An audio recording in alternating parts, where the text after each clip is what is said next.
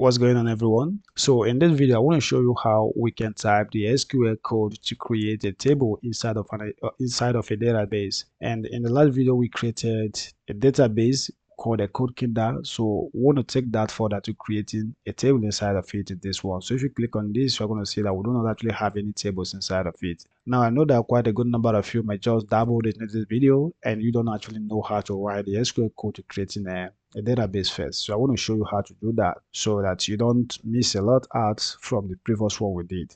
So we just do create database, and let's say the database we're going to create right now is going to be called the Acme. So if you take a look in here, we do not actually have a database called the Acme just yet. So if I hit on go, you see that we now have a database that is actually called the Acme. Now let me also show you how to delete that. So if you want to delete the database with your SQL code, you can just do drop and just do database and you just mention the database name. So I do drop database Acme, and if I hit on go, you see that the Acme database is actually gone. Now what we want to do is to create a table inside of code kinder. That's what we have just done is exactly what I did to be able to create this. So if we hit on code kinder right in here, we'll have that selected, and then we can go to our SQL shell right in here, and then we can write the query to create a table. So if we want to do that, let's do create, and I want to create a table. Let's do table. I'll put that in capital letters, and the name is actually going to be called a coders, meaning that just basically want to create a table for coders right in here. Now within this particular brackets that we just created right in here, I want to create some colons because we're going to need some colons. I'm going to need something like first name, last name, the language that the programmer codes in, and then his level. So to do that, I want to start that off with an ID because I would like to have unique entries. So if the first entry comes in, I want to label the person as number 1. Now after that person, if another person comes in, I want to automatically label the person number 2. So to do that, we can just say coder underscore ID, and the data type is actually going to be integer because that's the only way you can actually have unique IDs. So that is it in there. Now I want that to be automatically coming in. I don't want to be the one that will be manually doing that. For that reason, we want to set that to auto increment, and we want to also add something like primary key to that right in here. All right, so we can separate every line of entries right in here, or every line of a colon, to be able to create the next one. So I have a comma right in here, and then on the next one I want to create my first name. So I want to capture their first name. So if I do first, now the database I want to use is going to be numbers. That's just, I mean, not numbers but strings. So in database we can just use something like varchar, which is variable character, and we want to also set the length. Let's say it's going to take up to 50 characters right there, 50 by 50. Now the next person is actually going to be the last name, so let's copy this and then paste that right in there. And I want to change this from first to last name, so this becomes last name. Now I have that in there, and I'm sorry by putting a terminating character in here, so this thing should just basically be commas. So let me show we're using commas in there. Now the next one I want to bring in is the language. I'm going to just do prog underscore lang, meaning the program has a language right in there. Now I want to also use the same thing called a varchar, which is a data type in there, and maybe I'm going to still set that to 50.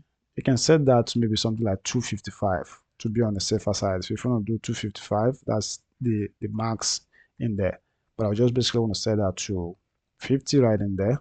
Now the next one I want to set is going to be the programmer's level. So if I do prog underscore LVL, that's just the level that the programmer is in. Now a good number of people will set this to something like enum, and that's just basically the right thing to set that to, because you would like to insert numbers like beginner, intermediate, and advanced. But I just basically I don't want to pay attention to that just yet. So let me just set this to Steve Varchar, and I want to set that to maybe something like 50 right in here, and that is just it. Now the last thing is, if someone registers in my system, I want to take note of the dates that they registered. So to do that, I'm going to just do created. Let's make sure we do created at or created on, whichever one you want to use. And I want to set this to date time. So let's set this to date time and set that to default. And I want to set that to current timestamp right in here.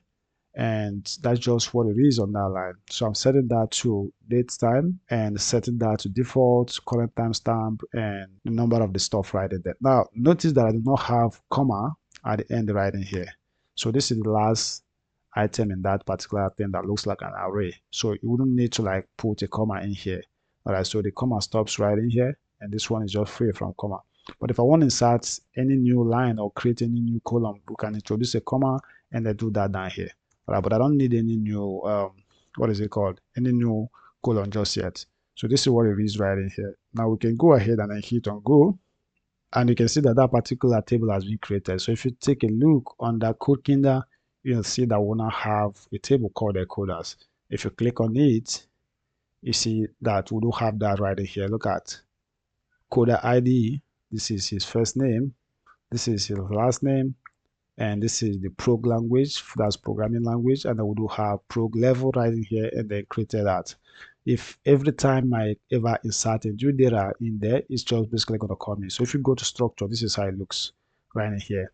And if you take a look at the data types, they are all here. It typically has all the data that you basically need to be able to have a good table running. So the ID right in here has this primary key icon in here, which is just fine, all right?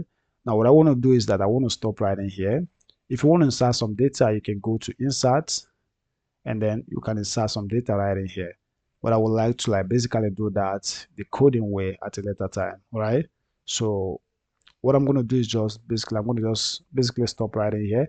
And then in the next one, we're going to learn how we can insert data into a database that we have just created inside of this particular database right in here. So we'll learn how to insert data into the table that is present in this particular database right in here.